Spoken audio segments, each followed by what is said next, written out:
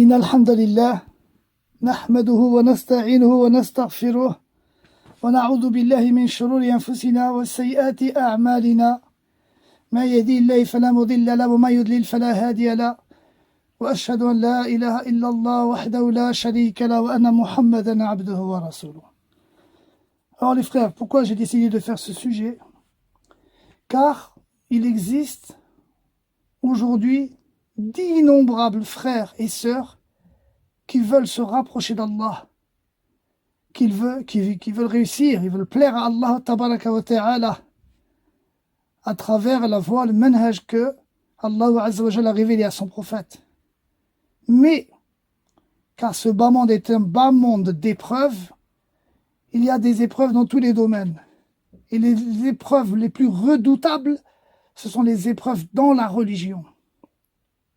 Et Rasulullah sallallahu alayhi wa sallam nous a mis en garde contre les démons, shayatin, assis aux portes de l'enfer, qui sont là à appeler à la bonne voie. Les bons discours attirants, les bonnes paroles charmantes qui charment, c'est tout à fait normal, il ne faut pas se fier à ça. Ce qu'Allah azza wa jal nous demande, c'est la preuve. Hatu burhanakum in kuntum sadiqin. Produisez votre preuve si vous êtes véridique. Que c'est beau, que ça plaise, que ça touche les sentiments. Ça n'a aucune valeur, ça ne sera d'aucune utilité dans ta tombe. Et on voit aujourd'hui, avec Internet, que ce phénomène a explosé. Du fait que les gens appellent à une voix autre que la voix du messager d'Allah sallallahu alayhi wa sallam. Lorsqu'il a dit dans d'innombrables hadiths que cette communauté se divisera en 73 groupes. Tous seront au feu sauf un seul groupe. Combien de fois le messager d'Allah sallallahu alayhi wa sallam a mis en garde, surtout à la fin de sa vie, les prêcheurs de l'égarement, les faux savants, et subhanallah, et nous, il nous suffit juste d'ouvrir notre cœur. Comment faire la différence avec le bon et le mauvais chemin? Sache, barakallahu fik, que le faux est multiple et le vrai n'est qu'un. Que la lumière est unique, nour, et les ténèbres sont multiples, zulumat. Les sectes égarées sont multiples. Le groupe sauvé est unique, seul. Après la vérité, il n'y a que le batil. Il n'y a pas d'intermédiaire entre les deux. Et de nos jours, avec Internet, comme vous le savez, YouTube, on a d'innombrables prêcheurs qui prêchent certains aux choses de ce bas monde. Comme on le voit, El-Dja, Boussena, Mounir Ismaël, Ibn Ahmed Islam, Barjafil, et je les compte plus, on les compte pas. Mais quand on voit les milliers, attention, j'exagère pas, des dizaines de milliers qui leur font éloge, qui croient que ces gens-là sont des gens de la bonne voie, ces gens-là sont des gens de Dunya, sont les prêcheurs de la République. Puis, vous avez plus dangereux qu'eux encore, comme par exemple le Havre du Savoir. Le Havre du Savoir, c'est un site qui font l'éloge de sectes. Quand on parle de sectes, c'est de groupes égarés. C'est pas un secte comme on entend dans le sens du terme français, un groupe avec un gourou. Non, non, non. C'est plus subtil. C'est des groupes qui se basent sur un nom d'une personne ou le nom d'un événement. Comme là, par exemple, le Havre du Savoir, qui font beaucoup suivis au Havre, qui sont beaucoup suivis à Créteil, et dans toute la France par les gens isolés comme ça chez eux, qui écoutent, qui sont charmés car ça leur plaît. Alors ce qui nous intéresse, nous, c'est pas ce que ça nous plaît. Est-ce que c'est joli ou pas? Ce qui nous intéresse, est-ce authentique? Est-ce que cela vient bien de la part d'Allah et de son messager? Il y aura des surprises le jour de la mort, le jour de la tombe. C'est pas une chose à être prise à la légère. Les compagnons du prophète d'Allah sallallahu alayhi wa sallam à Médine, ce qui les a fait réussir, c'est que cette chose-là, pour eux, l'islam, c'était une affaire importante qu'elle prenait toute leur vie. Elle dominait toute leur existence. Et ça a été une grande cause de la réussite. Pas ceux qui, l'islam, ça prend une petite place dans ta vie. Le reste, ils œuvrent pour dunya. Ils œuvrent pour travailler. Ils œuvrent pour l'argent. Ils œuvrent pour les affaires de ce bas monde. Et ils continuent. Et ils continuent. Et chaque jour qui passe, chaque semaine, chaque mois, ils continuent à œuvrer. Mais pour l'argent, pour la religion, il donne un petit peu de son temps.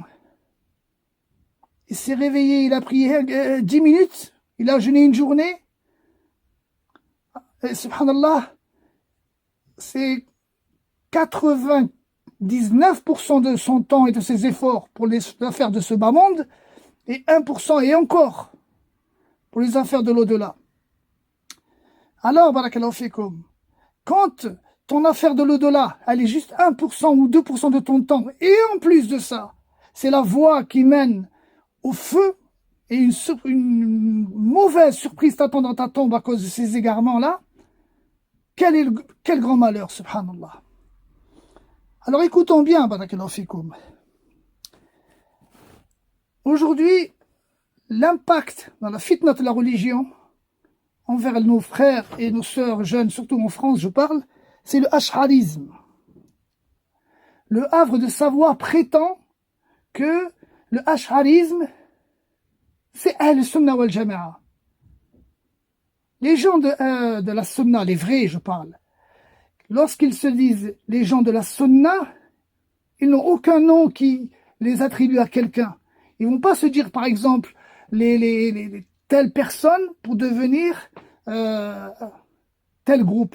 Non, ils se basent sur les salafs, les premières générations, les compagnons, qui étaient avec le messager d'Allah sallallahu alayhi wa sallam, ont témoigné de la révélation. Ils étaient présents, ils témoignent de la révélation, c'est les plus proches de la vérité. Alors, pour se différencier des sectes, des groupes et des gens qui prêchent à la philosophie, etc., on s'est dit au début sunni, en parlant de le contraire du chiisme. Puis, plus tard, quand les sectes sont multipliés, le temps et les générations ont passé, même dans le sunnisme, les sectes sont apparus. Les fondateurs, ceux qui voulaient attaquer l'islam de l'intérieur, avec ou non, avec une bonne intention ou une mauvaise intention, peu importe. Il a fallu donc se désavouer d'eux. La compréhension du Coran et la Sunna à la compréhension des salafs. Nous prenons comme texte le Coran et la Sunna comme l'ont compris les salafs, avec leur compréhension à eux, quand ils les ont interprétés avec leurs actes, avec leur langue, etc. Donc, en arabe on dit salafi, le i de l'appartenance. Mais se dire ash'arite, ça traduit une personne, subhanallah, ou se dire maturidite, ikhwani, tabliri, qu'est-ce que c'est ça? Rien que ça devrait te sauter aux yeux. Nous, c'est Muhammadi, si on se donnerait un nom de quelqu'un, on prendrait le nom du prophète, on dirait Muhammadi, Rasulullah, bien sûr, sallallahu alayhi wa sallam. Mais ça traduit une personne, Abu Hassan al-Ash'ari, Abu Mansour Muhammad al-Maturidi, Hassan al-Banna, comme il a dit, nous sommes des frères, nous sommes des croyants, nous sommes les frères musulmans. Pareil pour Tabliri. Subhanallah, j'ai oublié, ala kulli hal. Les noms des sectes s'attribuent ou à un événement ou à une personne. Rien que ça devrait te suffire, mon frère. El-Muhim. On va regarder, on va écouter attentivement déjà les prétentions de ces gens-là. Moi, je vous avoue que moi, quand je vois cette personne qui parle, qui s'appelle Monsef, je sais pas trop quoi, et qui prétend parler au nom de l'islam, moi, quand je vois rien que son apparence, je dirais que cette personne devrait plutôt apprendre la peinture, l'électricité ou le carrelage. Mais elle ne devrait pas parler d'islam. Rien que dans son apparence, bien rasé, tu sais pas si c'est un musulman ou un kafir. Quelqu'un qui parle d'Allah et de son prophète et qui appelle les gens à la voix d'Allah et à la voix de son messager et à la voix des pieux prédécesseurs, salaf salih, doit au minimum essayer de leur ressembler. Les salaf disaient, tu reconnais quelqu'un qui a de la science dans la da'wah, les gens autour de lui sont éduqués. Si toi-même tu n'es pas éduqué, comment tu veux éduquer les gens autour de toi? Tu vas dans une mosquée, tu vois cet imam-là, il est là depuis quelques années, et tu vois autour de lui, les gens ne sont toujours pas éduqués, n'ont pas l'apparence islamique. Après, c'est Allah qui juge les cœurs, hein. Mais on voit qu'il n'y a pas de science dans l'éducation, il n'y a pas de fondement, il n'y a pas de, c'est pas bâti, construit. C'est juste du blabla. Alors, barakallahu fikoum, on va écouter quelques paroles et je vais donner les réponses à chaque fois. Bismillah.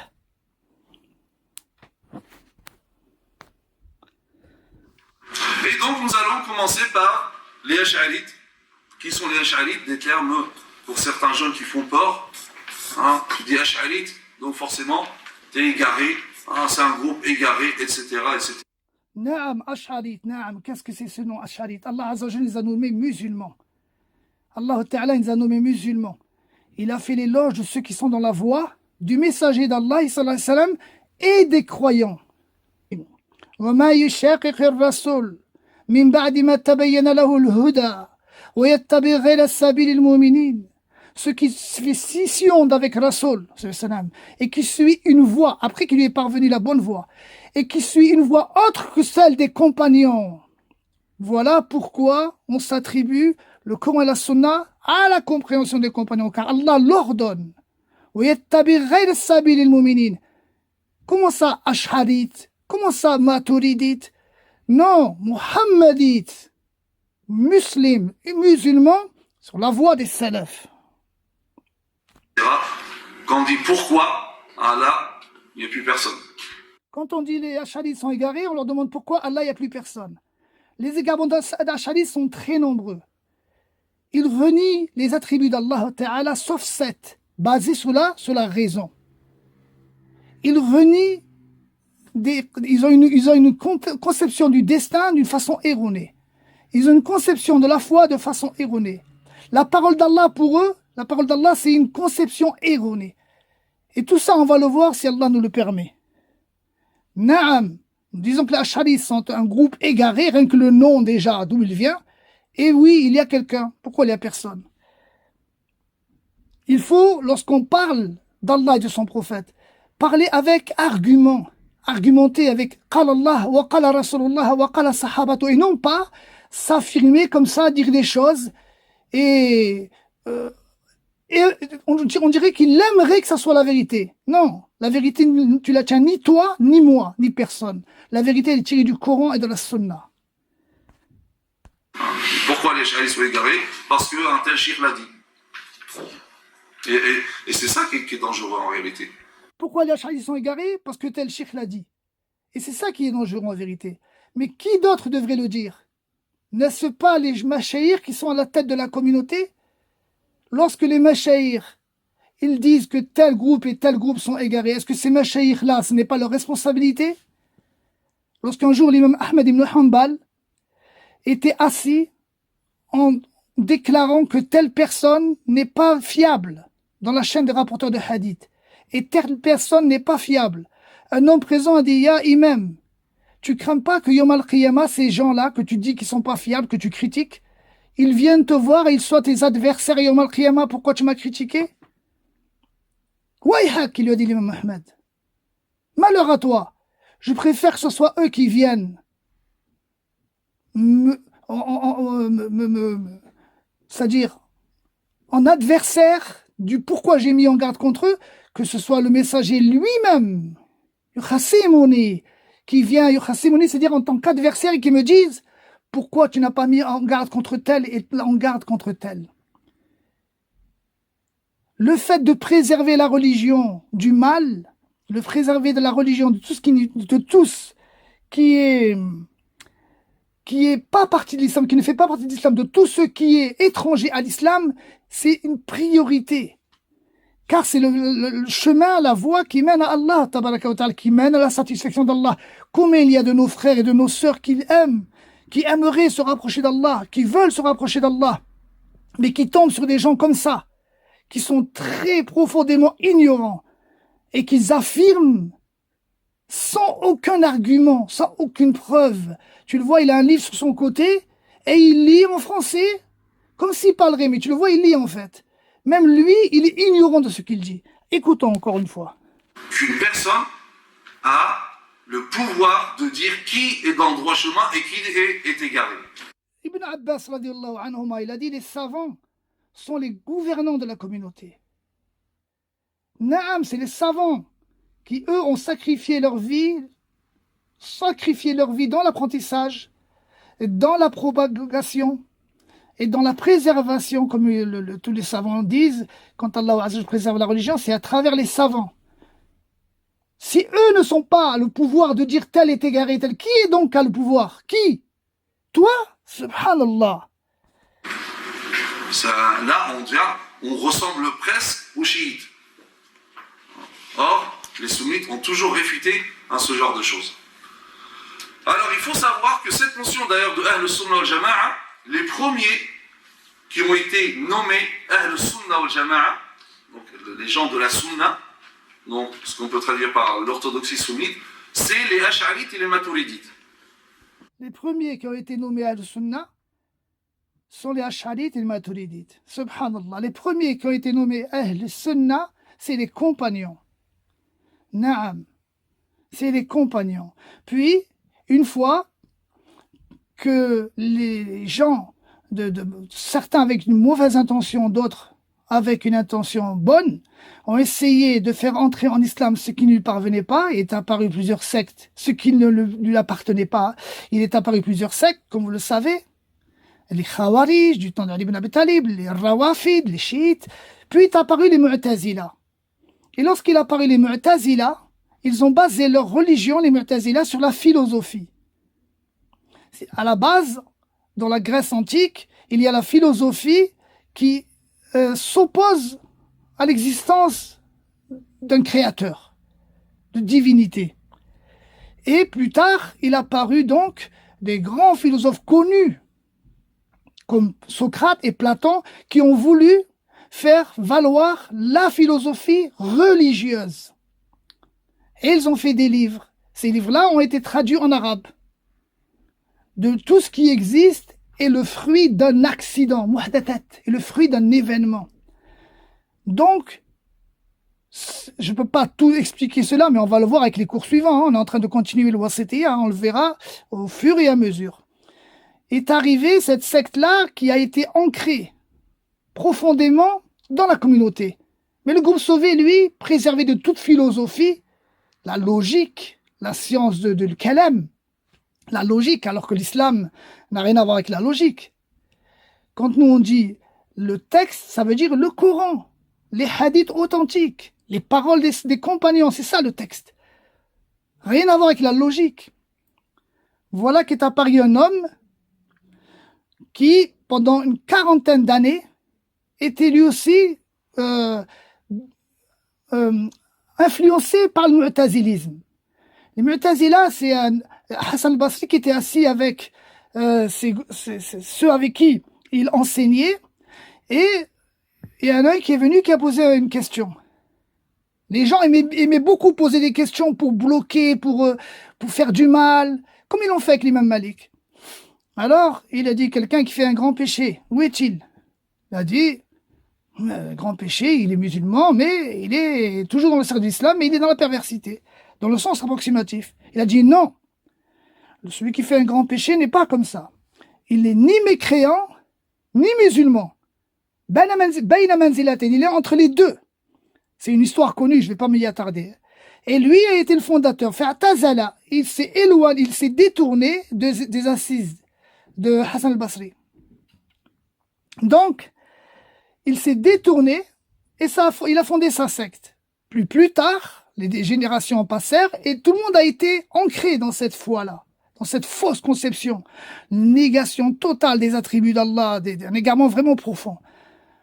Et Abu Hassan al-Ash'ari, lui, qui a grandi dans cette doctrine-là, arrivé à 40 ans, quelqu'un venait lui poser une question. C'était quelqu'un de très, très perspicace. Il avait un esprit vif, très intelligent. C'était un surdoué. Mais cette doctrine-là ne lui plaisait pas. Malgré qu'il y restait 40 ans, car il avait connu que ça. Les gens croyaient que c'est ça l'islam. Un homme est venu lui poser des questions. Une question troublante. Il lui a dit, voilà, moi, j'ai un âge avancé, j'ai œuvré beaucoup. Et je suis mort dans l'islam. J'ai mon petit frère qui est mort avant que ses actes ne soient comptés. Et j'ai un autre frère qui est mort âgé, mais dans la mécréance. Puisque dans le i'tizal, le mu'tazila, il est dit que Allah fait toujours le meilleur pour le serviteur. Hassan al-Ash'ari, il a été troublé.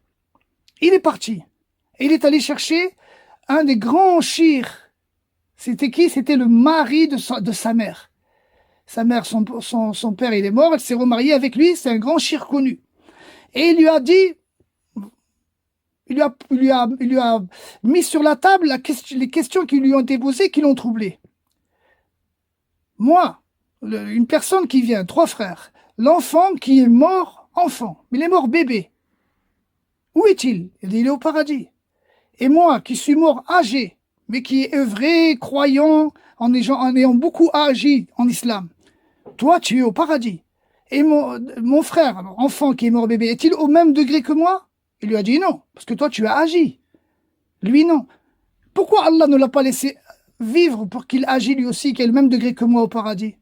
J'ai un 3e frère qui est mort, âgé, mais dans la mécréance. Lui, il est au feu. Pourquoi Allah ne l'a pas-il fait donc mourir bébé, de façon à ce qu'il n'aille pas au feu, si Allah fait toujours le meilleur pour le serviteur? Il a compris que cette doctrine était mauvaise. Il s'est enfermé chez lui. Certains disent 10 jours, d'autres disent 15 jours, d'autres disent 40 jours. Il s'est enfermé. Puis, il est sorti, et comme il était très influent, il était beaucoup connu, il est monté sur le minbar, et il a dit, je sors de cette doctrine-là, de cette croyance de Mu'tazila, qui n'est qu'égarement. Et il a suivi une autre doctrine, la doctrine de Abdullah ibn Kulab. Abdullah ibn Kulab, c'était quelqu'un qui était connu à son époque, mais que les salafs de la sunna mettaient en garde contre lui aussi. Pas seulement contre les Mu'tazila. Mais lui, il était moins égaré que les Mu'tazila. Il s'est mis dans sa doctrine à Abdullah ibn Kulab. Et c'est là où, barakallahu fikum, est arrivée la croyance de l'ash'arisme. Le vrai fondateur de l'ash'arisme, c'est Abdullah ibn Kulab. Abu Hassan al-Ash'ari, il était seulement quelqu'un qui était influençable, quelqu'un qui était connu, et donc ils l'ont attribué à lui. Mais c'est une injustice. Le vrai fondateur de l'ash'arisme, c'est les Kullabiyya, on devrait les nommer, les Kullabiyya. Et pareil, il faut savoir que Abu Hassan al-Ash'ari, il est né à l'an 260. Et de l'autre côté, il y avait une autre personne qui s'appelle Abu Mansur Muhammad al-Maturidi, qui est né à l'an 259. Donc c'était la même génération. Puis plus tard, une fois que Abu Hassan al-Ash'ari a écrit des ouvrages, subhanallah, dommage, j'ai pas les ouvrages devant moi, sinon je vous aurais lu ces paroles. Lorsqu'il l'a dit, je désavoue cette doctrine. C'est un peu comme Salman al-Farisi. Salman al-Farisi, d'abord il a rencontré tel moine, jusqu'à ce qu'il a rencontré le prophète sallallahu alayhi wa sallam. Pareil. Abu Hassan al-Ash'ari, il est revenu doucement, il est monté sur le minbar, il a dit, j'enlève ce qamis et je change de doctrine comme je change de qamis. Je suis sur la voie de l'imam Ahmad ibn Hanbal.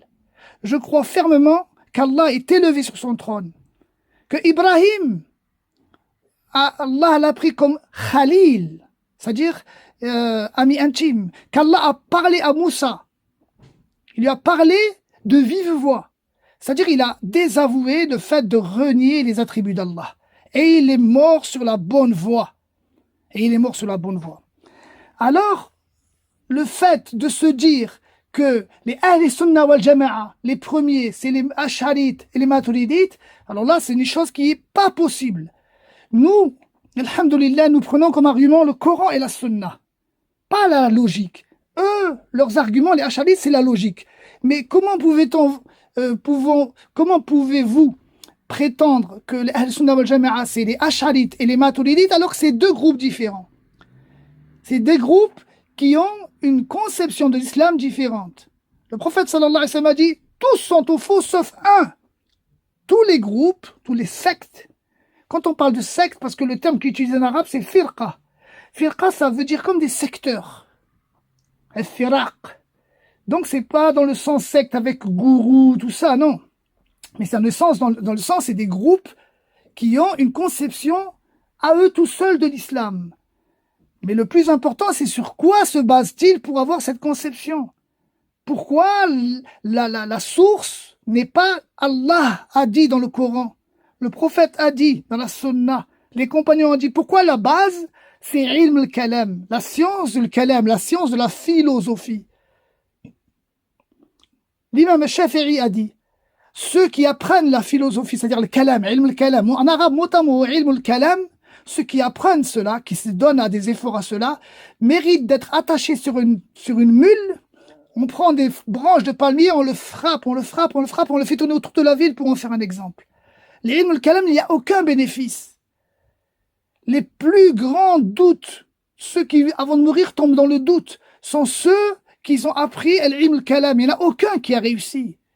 Donc, mes frères et mes sœurs, qui veulent se rapprocher d'Allah, qui cherchent à la réussite, que le jour où les anges viennent retirer ton âme, et ils te rassureront avec le sourire, à condition que tu sois sur la voie du messager d'Allah sallallahu alayhi wa sallam et des compagnons. Comment cela? En te prenant comme appui, comme argument, le Coran et la Sunna, pas la logique, pas les choses qui plaisent, pas les sentiments, la preuve. Hatu burhanakum in kuntum sadiqin. D'où produisez votre preuve, il dit Allah Azza wa Jalla sur Al-Baqarah, si vous êtes véridique. Paradoxalement, de nos jours, on les exclut de la Sunnah wal Jama'a. Pour rester, quand je dis attention, Ash'arite et Maturidite, c'est la grande majorité des musulmans. Quand on dit les Ash'arites, tous les Malikites et les Shafi'ites sont Ash'arites. Tous les Malikites et les Shafi'ites sont Ash'arites. Les Hanbalites jusqu'à Ibn Taymiyyah, rahimahullah, un savant du 7e siècle de l'Égypte. Jusqu'à là, ils étaient aussi tous Ash'arites. En réalité, c'est même pas jusqu'à Ibn Taymiyyah, c'est jusqu'à Mohammed ibn Abdul Wahhab, comme on va voir, donc, qui est né en Arabie en 1703 et il est mort en 1792. Que le hanbalisme donc s'est écarté de l'ash'arisme, pas tous, mais en grande partie. Les maturidites, c'est les hanafites. Attention, quand on dit c'est les hanafites, c'est presque la plus grande partie des musulmans. Parce que la majorité des non-arabes sont hanafites. Billahi alaykum, si on exclut les ash'arites et les maturidites de l'orthodoxie sunnite, il reste qui? Donc vous avez entendu, barakallahu fikoum, que des paroles complètement fausses. En disant les Hanafites sont les Maturidites. Non, l'inverse. Les Maturidites sont Hanafites dans le fiqh, dans la jurisprudence.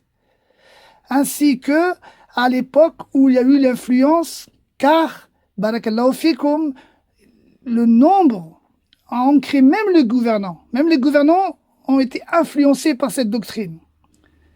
Naam, car c'est eux qui avaient l'argent, c'est eux qui avaient le pouvoir. Mais, à la fin, il dit, Billahi alaykum. Si on enlève les maturidites et les ash'arites, qui reste-t-il?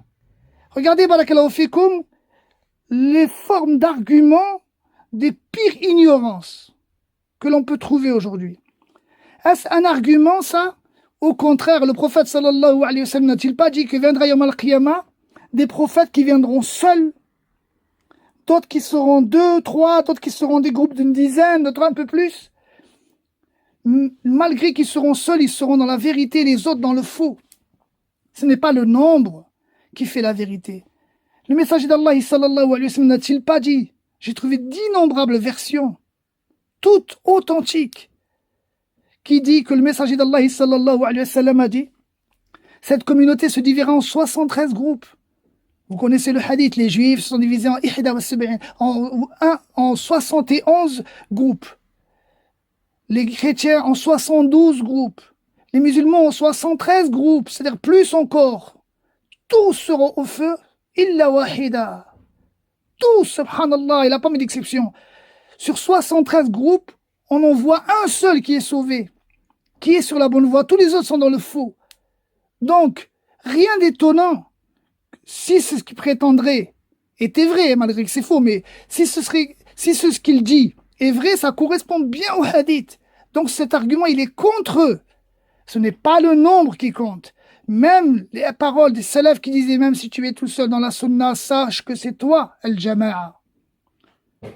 Naam, il n'existe qu'un seul groupe qui est dans la bonne voie.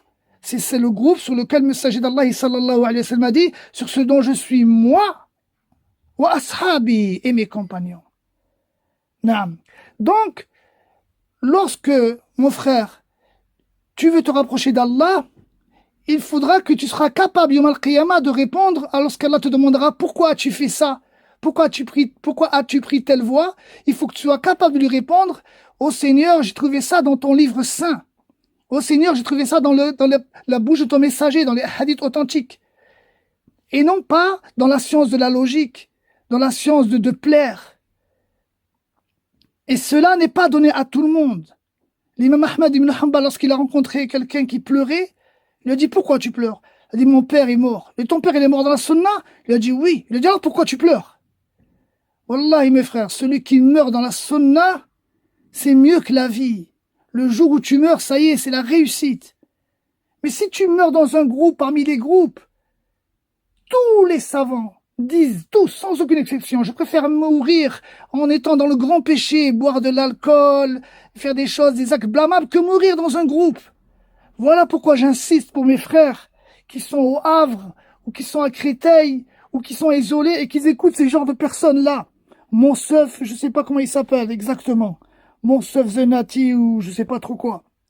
Wallah musta'an, quel grand malheur. Continuons. C'est comme disait Ibn Sina. J'avais vu cette parole-là sur le Facebook de l'Arbre Savoir. Ibn Sina qui dit... Alors écoutez bien encore, une preuve qui est indiscutable.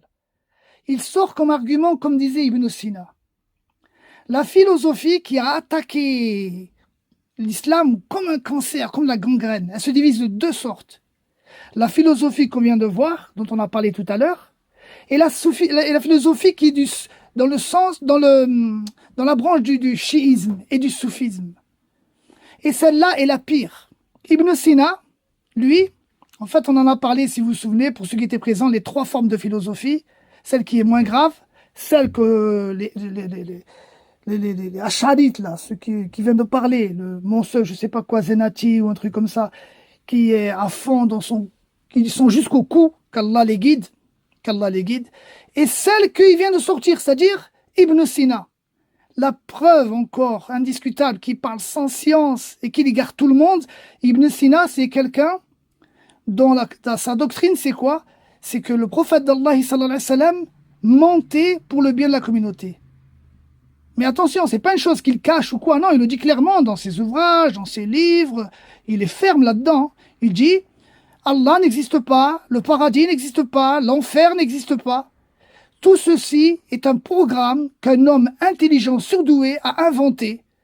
Lorsque tu vois Ibn Sina, il prie, il jeûne, il laisse pousser la barbe, il pratique le pèlerinage. Mais pour appliquer ce programme, pour lui, c'est pas quelqu'un de mauvais, le prophète. Le prophète est quelqu'un de bien, sallallahu alayhi wa sallam, qui a créé ce programme, qui a créé tout cela. Mais en aucun cas, c'est une vérité. Allah n'existe pas, les anges n'existent pas. Et lui, il vient donner Ibn Sina comme argument, et subhanallah.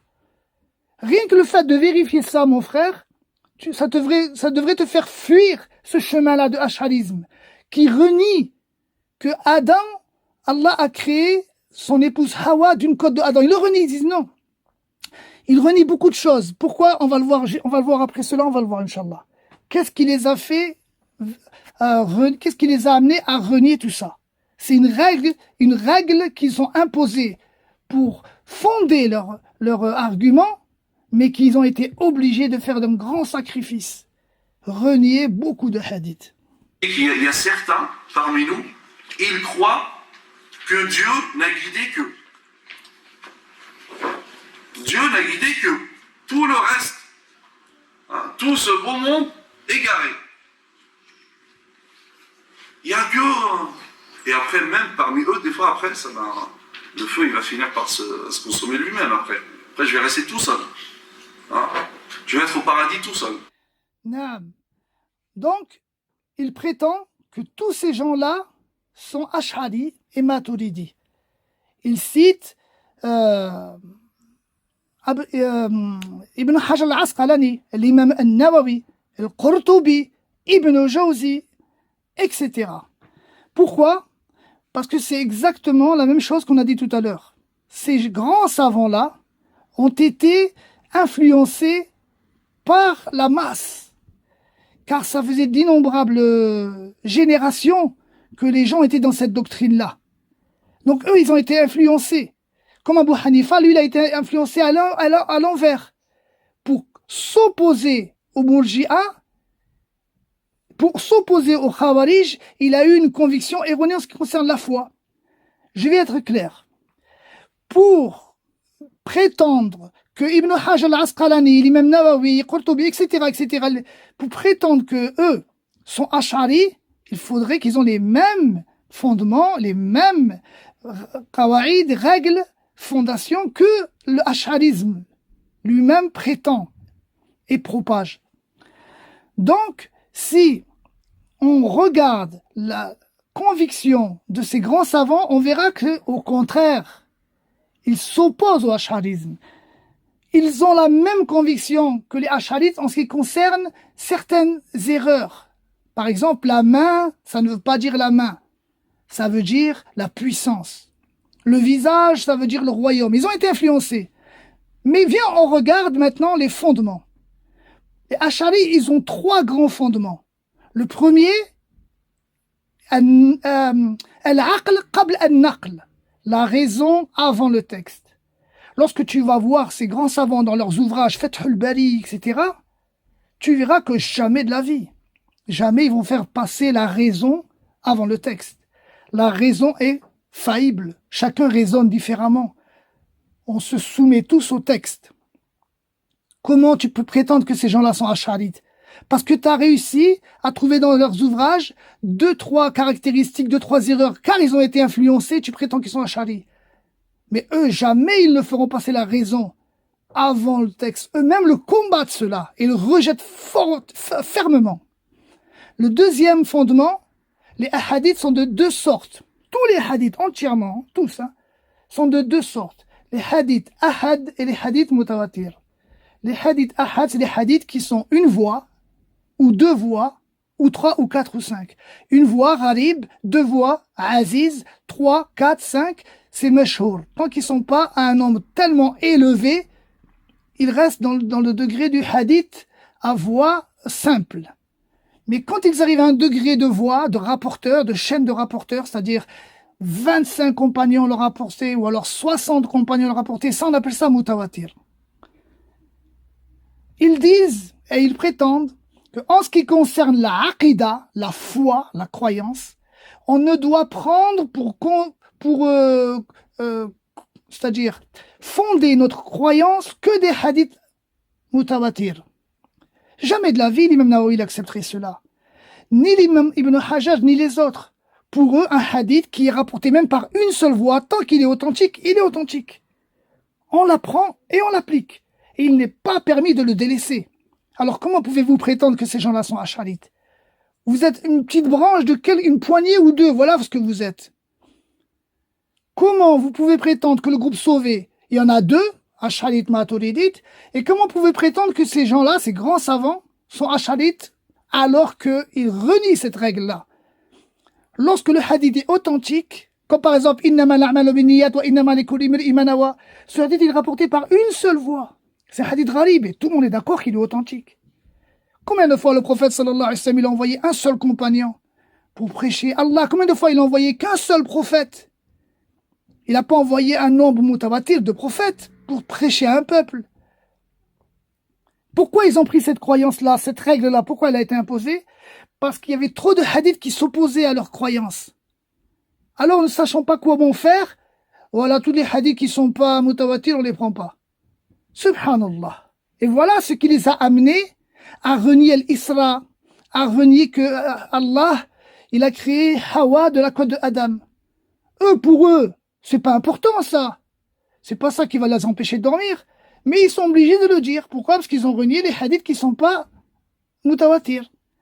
Ils sont obligés de renier les hadiths de Munkir wa Nakir, les deux anges qui posent des questions dans la tombe. Et encore beaucoup de choses. En vérité, eux, ça les arrangerait pas de les renier, mais ils y sont obligés, ils sont contraints, car ils ont prétendu à une règle fausse qui leur revient dessus. Ces grands savants-là, que eux prétendent qu'ils sont ash'ari, ils sont contre ça. La troisième règle, ils disent, lorsque le texte s'oppose à la raison, c'est une obligation pour nous d'interpréter le texte. Mais jamais le texte ne s'oppose à la raison. Lorsque la raison, elle est salima, elle est saine, elle est pure, le texte et la raison vont ensemble. Ils se côtoient à la perfection. Mais quand la raison, elle est corrompue, avec la ilm al-kalam, la philosophie, la logique, c'est là où que le texte s'oppose à la raison. Mais dans l'apparence, si on a l'impression que ça s'oppose, c'est parce qu'ils ont fait, ils ont conçu Allah dans leur cœur comme la créature. Allah n'est pas là comme la créature. Lorsqu'Allah descend fi sama ad-dunya le dernier tiers de la nuit, on s'arrête là. Le comment, on ne sait pas. Eux disent, ça veut dire qu'Allah il descend, il remonte, il descend, il remonte. Non, non, non, non. Allah il descend le dernier tiers de la nuit et pour que nous on se lève et qu'on l'invoque. Allah istawa al-arsh, c'est-à-dire qu'Allah a besoin du arsh. C'est-à-dire qu'Allah est assis sur le arsh. Non, pas du tout. Allah istawa al-arsh, il est élevé sur son trône comme il s'y est à sa majesté. Sans chercher le comment. Pas besoin que de se pervertir la raison, puis après dire voilà, ça contredit la raison, on est obligé de l'interpréter. Ils appellent ça ta'wil. Mais en fait, à la base, ce n'est pas du ta'wil. Mais c'est plutôt du tahrif. Comment dire en français? Ce n'est pas de l'interprétation, mais c'est de la falsification.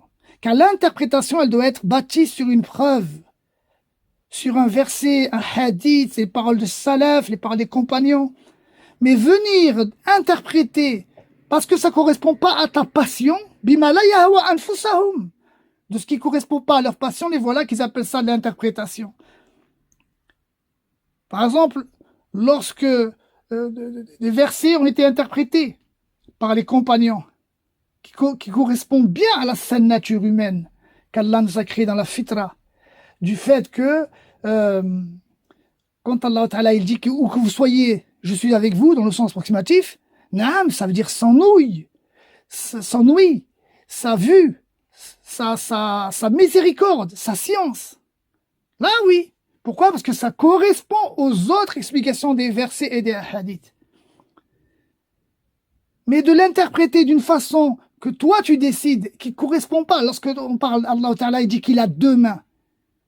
Dans le hadith qui dit les deux mains d'Allah sont droites.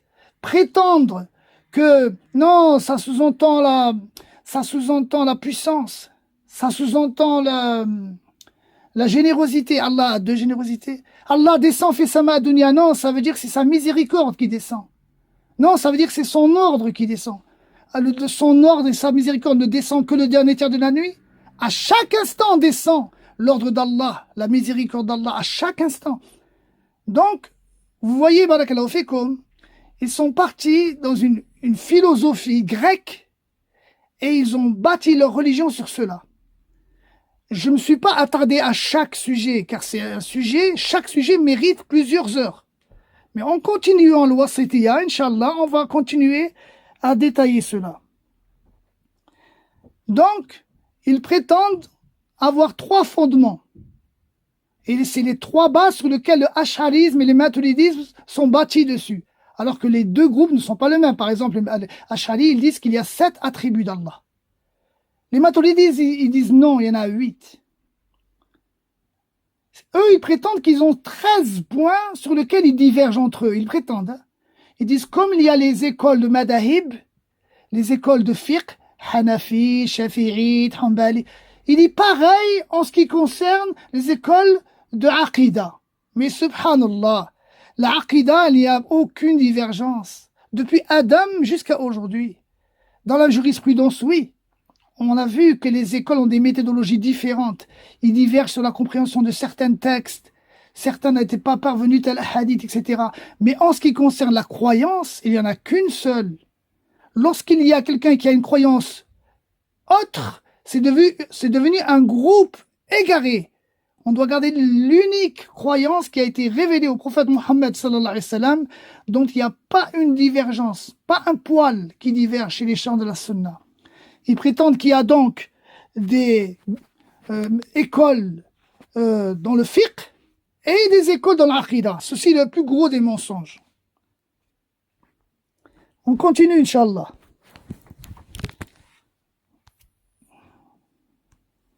Il n'y a plus personne. Moi, tout seul. Voilà. Là, tu vas t'ennuyer. Hein? C'est pas...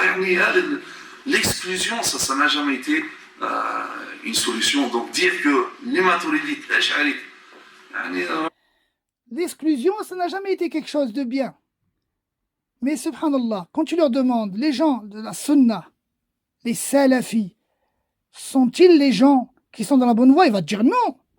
Oh non, mais pourquoi tu pratiques l'exclusion, toi? أفتأمرون الناس بالبر وتنسون أنفسكم وأنتم تتلون الكتاب أفلا تعقلون. Ordonnez-vous aux gens la piété alors que vous ne le pratiquez pas et vous lisez le livre. Ne raisonnez-vous donc pas? Allah il dit. L'exclusion n'a jamais été quelque chose de bien, mais tu lui demandes, les gens de la sunna, ils disent wahhabi.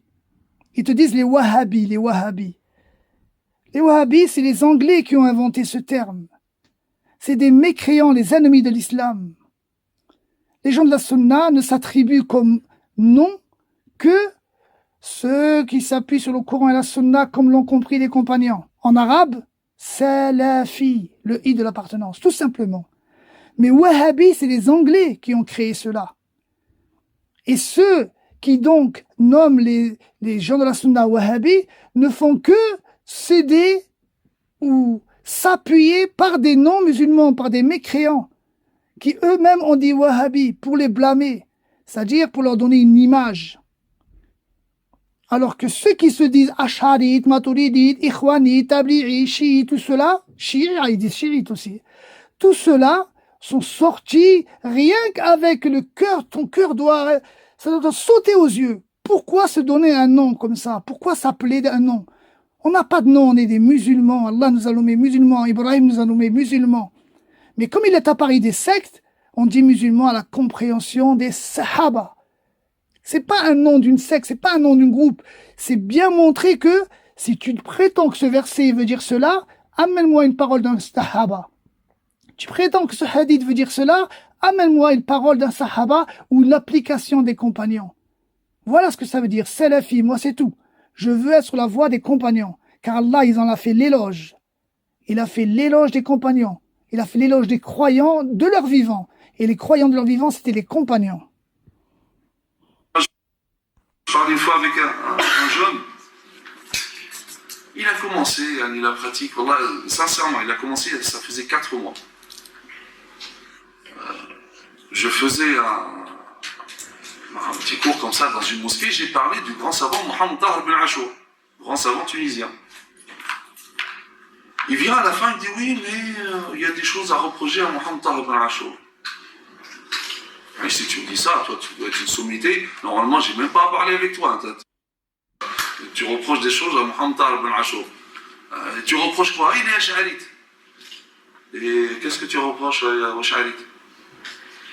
Ouais, mais ils disent pas que Allah il est fils sama, Allah, il faut dire que Allah il est dans le ciel. Parce que le prophète sallam levait le doigt vers le haut quand il parlait de Dieu. Donc Dieu est dans le ciel. J'ai dit d'accord, je vais essayer de suivre ton analyse. Il dit, est-ce que tu sais que la terre est ronde? Taïb. Alors, lui, il renie donc, c'est cela, renie qu'Allah Ta'ala est fils sama. Les hadiths et les versets du Coran sont très nombreux. La bonne action monte chez Allah. Quand le prophète sallallahu alayhi wa sallam est monté, l'Isra wal Mi'raj, l'Isra, c'est quand il est parti de Mecca jusqu'à le Masjid al-Aqsa, à Jérusalem. Puis le Mi'raj en arabe, ça veut dire comme une espèce d'échelle. C'est une échelle, mais seul Allah connaît le comment. Le terme veut dire échelle, mais le comment, Allahu a'lam. Il est monté. Fi sama ad-dunya, le premier ciel. Puis au second, au troisième, quatrième, cinquième ciel, on l'a vu qu'on a fait la sira. Jusqu'à ce qu'il arrivait à un moment où il montait, il redescendait. Il parlait avec Allah et Allah lui a révélé les 5 prières. Et il revenait, et Moussa lui disait non, ma communauté n'a pas supporté plus que ça, n'a pas supporté moins que ça. Insiste qu'Allah il allège le nombre de prières. On voit qu'il était fils sama. Allah dans le Coran il dit en surat al-Mulk Amintum man fis sama an yasifa bikum al-ard fa idha hiya tamur. La saine nature te pousse à toujours tourner ton regard vers le ciel lorsque tu invoques Allah.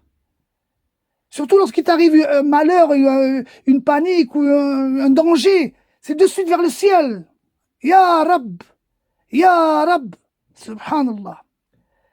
Taïb, admettons, Allah tabaraka wa ta'ala. Cet exemple que je vais vous donner, mes frères, il faut être très attentif. Nous rappelle que la pluie vient du ciel. Pourquoi je dis cela? Parce qu'à un moment, il dit, la terre est ronde. Si toi tu dis qu'Allah est en haut, donc pour ceux qui habitent de l'autre côté de la terre, Allah est en bas.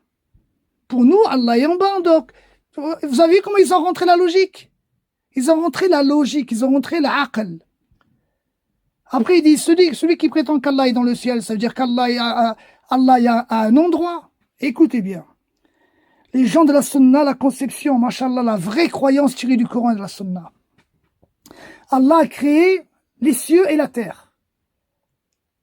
Les 7 cieux et les 7 terres. Où que tu sois dans les 7 cieux, dans les 7 terres, tu es dans un endroit. Le premier ciel est un endroit.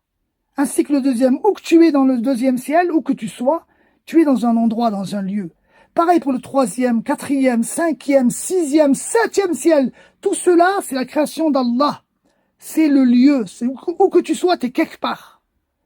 Mais en dehors de cela, Cheikh Albani, rahmatullah alayhi, il explique lui-même quand il répond à Abdullah al-Habashi. Il dit en dehors de cela, ce n'est plus le lieu. Allah, il est au-dessus de tout ça. Donc, on voit, barakallahu fikum, que c'est pas du tout la fausse croyance qu'ils essayent de nous prêter à nous, les gens de la sunna. Les gens de la sunna ne prétendent pas qu'Allah, il est dans le ciel, c'est-à-dire le premier, le deuxième. Non, il est au-dessus de tout ça. Mais quand il utilise le terme ciel, ça veut dire au-dessus. C'est pour ça que lorsqu'il dit qu'il fait tomber la pluie du ciel, c'est-à-dire au-dessus de nous.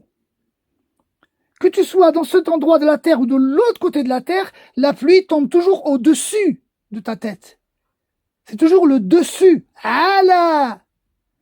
Quand Allah Ta'ala il dit « El-fulki fil bahri » le bateau fit sur el-bahri, la mer. C'est au-dessus de la mer, c'est pas un sous-marin.